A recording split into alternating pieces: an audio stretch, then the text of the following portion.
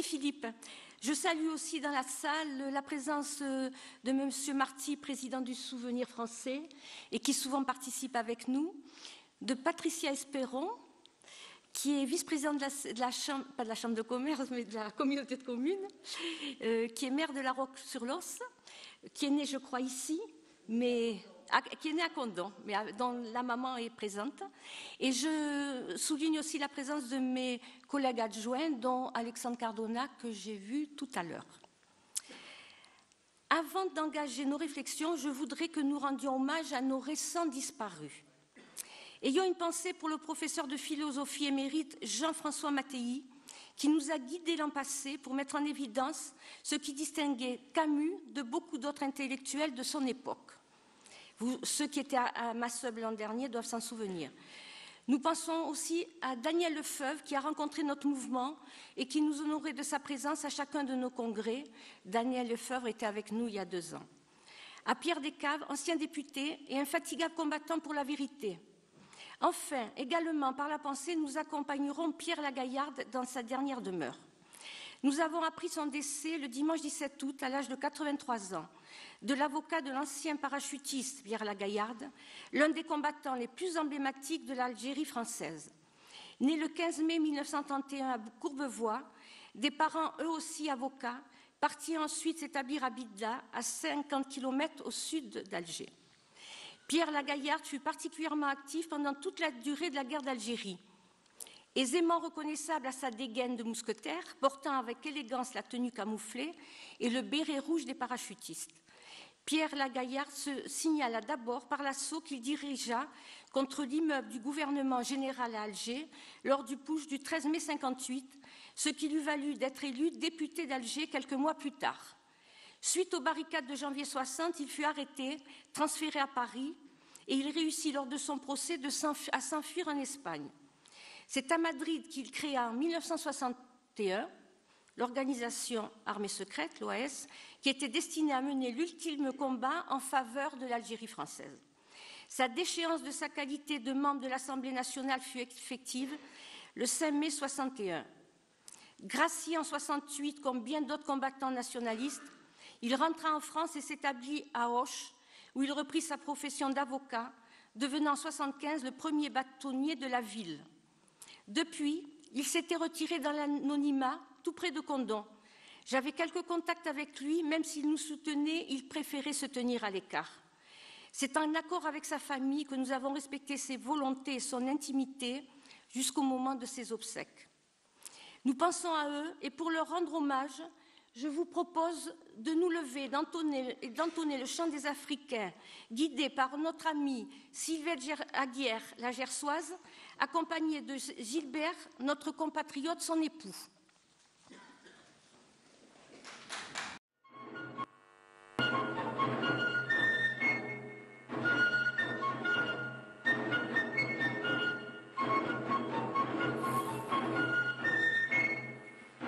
Nous étions au fond de l'Afrique, gardiens jaloux de nos couleurs, quand sous un soleil magnifique a retenti ce cri vainqueur. En avant, en avant, en avant. C'est nous les Africains qui revenons de loin. Nous venons des colonies pour sauver la patrie. Nous avons tout quitté par engourbi foyer. Et nous avons au cœur une invincible ardeur, car nous voulons porter haut et fier le beau drapeau de notre France entière. Et si quelqu'un venait à y toucher, nous serions là pour mourir à ses pieds. Battez tambour à nos amours, pour le pays, pour la patrie, mourir au loin, c'est nous les Africains, pour le salut de notre empire. Nous combattrons tous les vautours, la faim, la mort nous font sourire. Quand nous luttons pour nos amours, en avant, en avant, en avant. C'est nous les Africains qui revenons de loin. des colonies pour sauver la patrie. Nous avons tout quitté par engourdi foyer. Et nous avons au cœur une invincible ardeur, car nous voulons porter haut et fier le beau drapeau de notre France entière. Et si quelqu'un venait à y toucher, nous serions là pour mourir à ses pieds.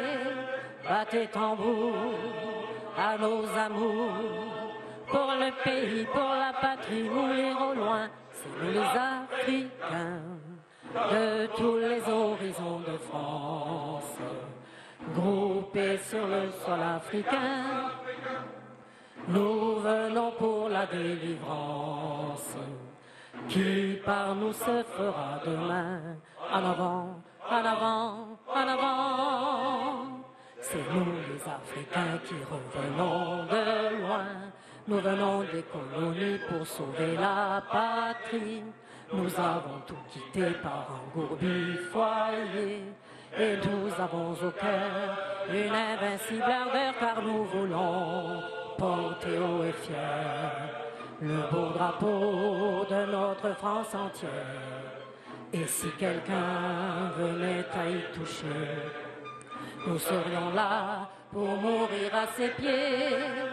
Battez tambour à nos amours, pour le pays, pour la patrie, mourir au loin, c'est nous les Africains. Et lorsque finira la guerre, nous reviendrons dans nos gourbilles, le cœur joyeux et l'âme fière d'avoir libéré le pays, en criant, en chantant, en avant. C'est nous les Africains qui revenons de loin, des colonies pour sauver la patrie.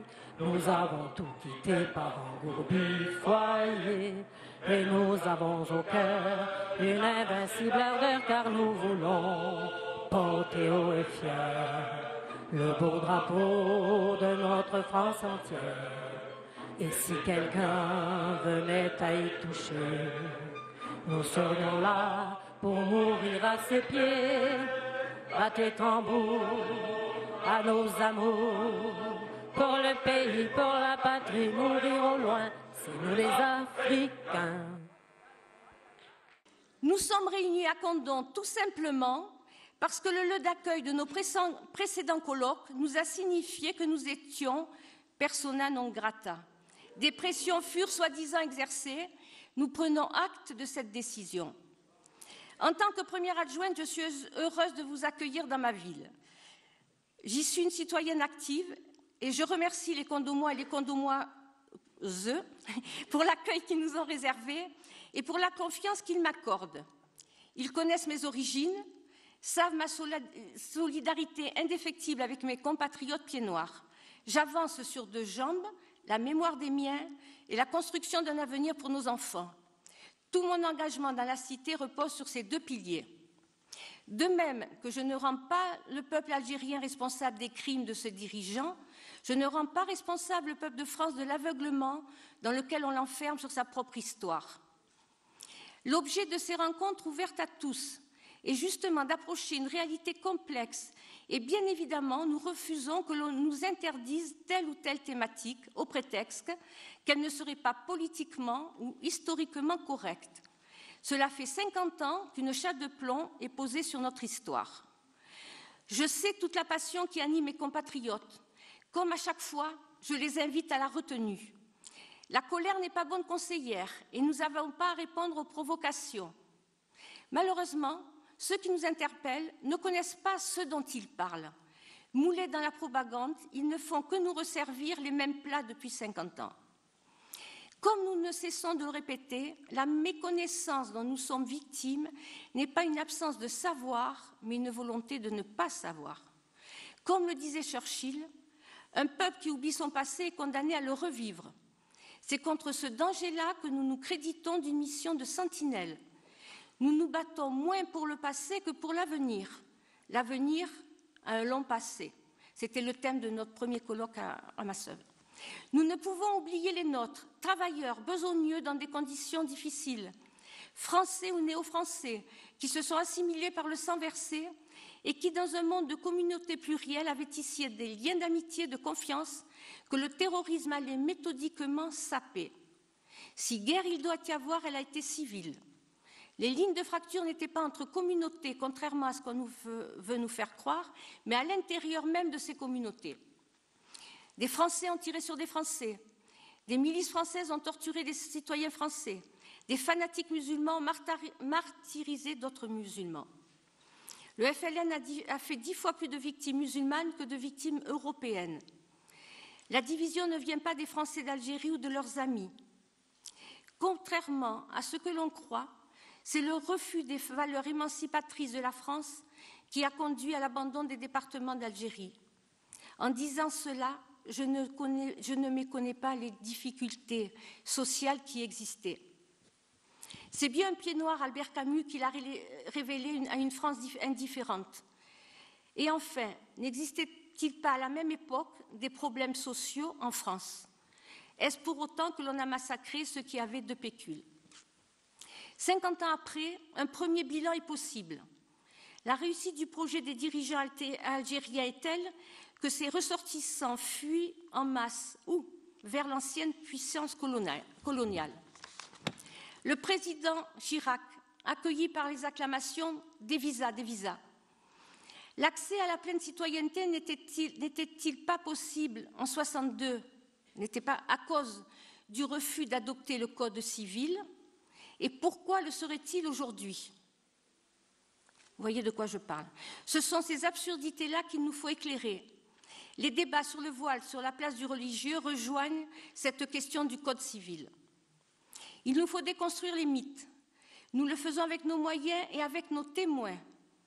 Je reprendrai les propos d'un journaliste à qui l'on faisait remarquer qu'il fallait croiser ses sources et s'appuyer sur des preuves, ce dont il convenait volontiers, mais il rajoutait aussitôt « sauf pour l'Algérie, mes convictions sont faites ».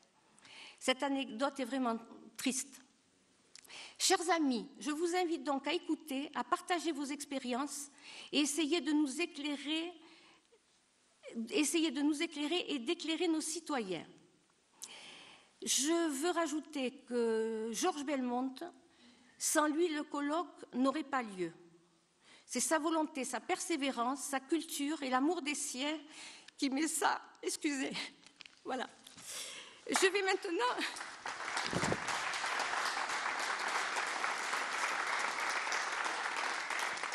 Je veux saluer M. Belmonte, père, qui est là, et Marie-Pierre, qui tout à l'heure a ouvert le colloque, et un petit coucou à Marie Santiago et à ceux que j'oublie. Voilà. Maintenant, je vais demander donc à nos intervenants d'arriver.